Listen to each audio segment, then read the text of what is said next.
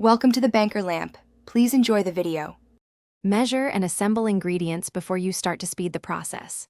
8 Oz dry elbow pasta, 3 cups whole milk, 2 cups shredded cheddar, 2 tablespoon unsalted butter, 2 tablespoon all-purpose flour, 1/2 tsp salt, 1/4 tsp black pepper, 1/4 tsp mustard powder, and 1/2 cup breadcrumbs for topping. Bring a large pot of salted water to a rolling boil and cook pasta 7 to 8 minutes until al dente.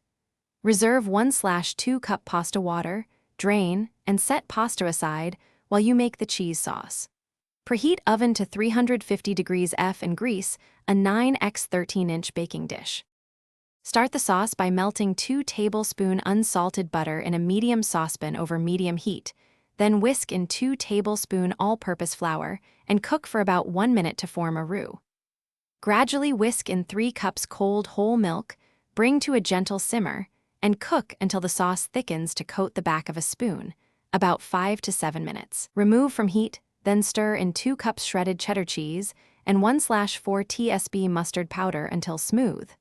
Season with 1/2 tsp salt and 1/4 tsp black pepper. Fold the cooked 8 Oz pasta into the cheese sauce, adding reserved 1/2 cup pasta water a little at a time to reach a creamy but not soupy texture. Pour the combined pasta and cheese sauce into the greased 9x 13-inch baking dish.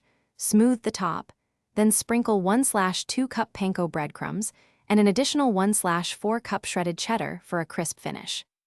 Bake at 350 degrees F for 20 to 25 minutes until bubbly and set. If you want a deep golden crust, place under the broiler for 2 to 3 minutes while watching closely to prevent burning. Remove and let rest for 5 minutes before serving to thicken. To store, cool to room temperature, refrigerate up to 3 days or freeze up to 1 month in airtight containers. Reheat individual portions in the oven or microwave with 2 to 3 tablespoon milk per cup to restore creaminess.